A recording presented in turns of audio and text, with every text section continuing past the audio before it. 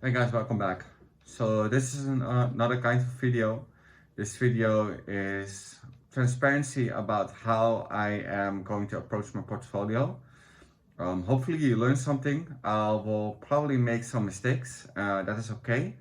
But yeah, you can see everything what will be going on, and yeah, I'm gonna summarize what was going on, and yeah, let's get into it. So I usually approach things with a whiteboard. I use priming, I will do mind mapping, and then I'm going to be more concrete about it, and then everything will be set like it should. So yeah, let's get into it. First one, I'm gonna use a modular approach. I'm going to use React, TypeScript, Tailwind, maybe some other libraries, maybe some custom CSS. We'll see what happens. So first of all, this is my design. So if you noticed, I actually um, put my design in components. I use paint and I will just use like corners and those kinds of stuff to make sure what component actually stands for, and based on that I will design my um, map or tree for the React app what I'm going to make. So this is my job application portfolio. There will also be like a portfolio for services and maybe like other kinds of agencies, but that is something far in the future for now. All right, so yeah, let's get into it. My portfolio is here.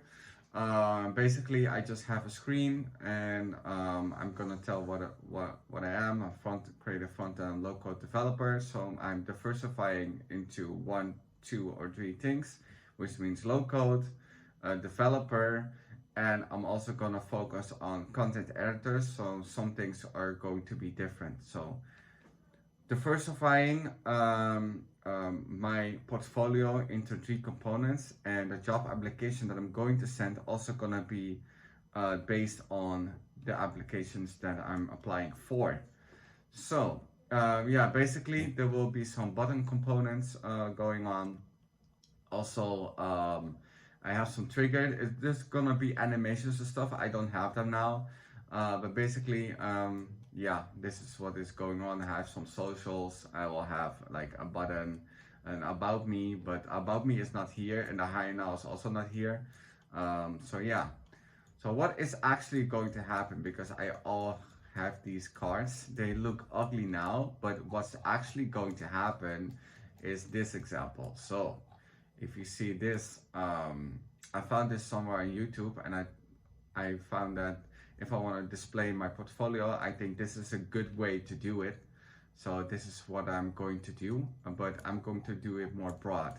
So I got this idea from someone else, but yeah, basically I optimized it from my own way. I'm not going to use it commercially or anything like that. So yeah, thank you. Thank you, guy. Like he has like 10 years experience. He's great. He does branding. He does designing, those kind of stuff. Really grateful for this portfolio, because I did not want to make the same kind of portfolio. I wanted to create something, but based on that, I made my own. So yeah, basically every card is probably going to have an iPad. I also have a mobile version. I'm not going to show it here. It's not important right now. So yeah, here's basically where the display is going, and it's going to be like an animated display of the portfolio. So you actually already see a showcase before you click on the button. So as you notice, I have more multiple buttons here going on, but that will be something I'm gonna talk about later. Yeah, I figured that the YouTube thumbnails usually has these logos like this, and very simple and what's going on. So this is the approach where I am going for. So I have multiple projects that I made. I have not made the light team yet. This is something I'm going to work on later. This one portfolio is finished. This one is also finished. This one is also finished, which I made with Webflow. Like I said, I'm going to diversify portfolio. A low code is one of them. And I'm also going to make a blog. I said that I'm going to make this with React, but I'm going to scrap that. I'm going to make this with Framer. Framer and Webflow are the standards of no-code nowadays. Now the people will be like, no, it's WordPress, Elementor, those kinds of stuff. But yeah, I can also apply for those if I need to. I also have like a WordPress and Elementor website. I can add it.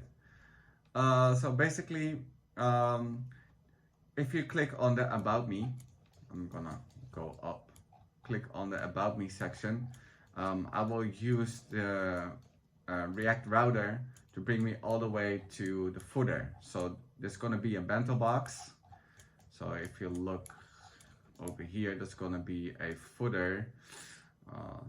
Let the video play for a bit. So this is how it's gonna look like, right? So it's going to be a footer, and the footer is going to be a bento box. Yeah, so and about me, yeah, so these squares are currently empty, but there's going to be some kind of logo, and if you click on it, it will bring you to a specific card. So if you want to go back, you can go over there. This arrow will, if you click on this, you go all the way to the top.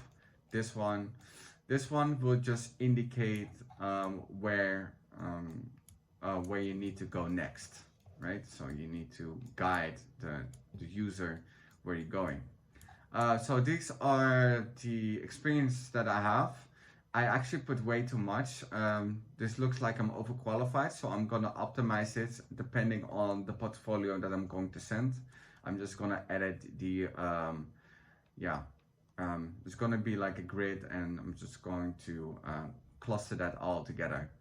So also have like a testimonial section. So people that I've worked with is going to have this kind of a portfolio. So I actually have some references or some you know, authority, and also have like a let's talk.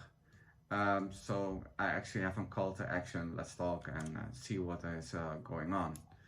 So that's basically the display, how it's gonna go. Now let's check into the tree, what was actually going on. So first, you have the source and the app.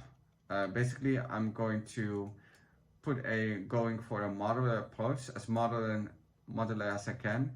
If anything is repeated more than once, I'm probably gonna make a separate component for it. So we have a source app, we have a constant app, constant folder, we have a design folder, we have a layout folder, and the reusables will just be components. I might make a separate scroll trigger folder, but it really depends. Also, I have a types folder into the source because I'm using TypeScript. All right, so the next one will be the card stack, and the card stack is going to consume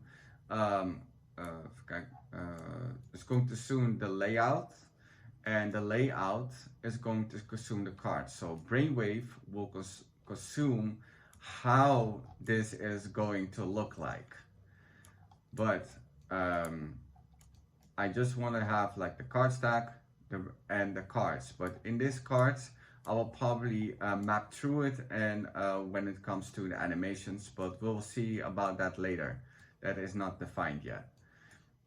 So yeah, basically we have components. The footer is a layout. It's going to be a layout for the bento box. And oh, I actually have to make this separate because something is going on here. I will edit that later. Also, I have a navigation here. So basically, this is the navigation what I'm going for. Then we have the card, which is also reusable, and we have a button. So basically, this is how the button layout is going to look like. It's going to have children, it's going to have a href, an on-click, and if it's a white button, if it's a white active button, if it's a live button, there will be a niche case in the navigation button, but I'm not going to put it here, so that is not important because I'm only using that once. So yeah, this will also consume the types, and I have special types here in this button. Also, I'm gonna make a flex grid layout for the cards here, so where everything is gonna need to go, and the margins I'm going to adjust that into the brainwave. So if you have no clue what I'm talking about, basically what I'm doing, I am making a modular approach for my React app. That is what I'm doing. This is the structure where I'm going for. So I'm also going to have constants where I'm going to iterate through. I'm going to have SVGs with the design. I'm going to have absolute designs such as the iPad. The SVGs will probably be these icons over here, or the socials. And also I have some basic animations that is going to be applied on the buttons. So the animation will probably be consumed by the buttons, but we'll see about that later. Not everything is linked together yet. This is my first iteration. So yeah, this is my portfolio. Let's talk about a little bit more later on. I probably will make a dark theme, but I'm not sure if I'm ever gonna do that. It really depends. It's not that important. And the reason why I'm saying this is because if I'm applying, according to my research, HR people,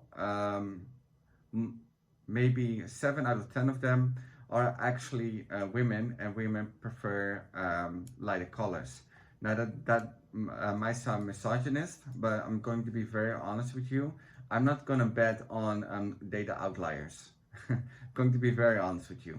These are colors that are suiting, and these colors are also made for the action. So the purple color is a strong color. The yellow color also represents something. The pink color represents something.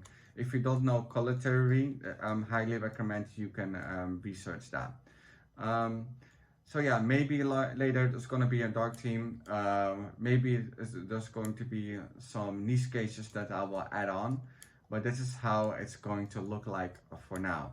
So when I open the app, the first thing I will see is actually a button, because now at the current time there's only a button in the app, in the card stack. So there's nothing really going on, but we're gonna make this reusable. So if it has an href, if it's have an on click, they're all niche situations for my case. So because if you look here, this is going to be a white active with the button over here, but this one is just going to be white. This one is not even a button, but it is actually in hover. So there's also a niche case in my design. But also I have these live buttons, right? That can have a different color and a different font. So that's why I'm making a reusable button component. I think that is pretty much it for now. Hopefully you will like this approach. If you learned something, that is awesome. If you want to follow how I'm actually going to make the design, that's also great, but I'm going to stop the video for now.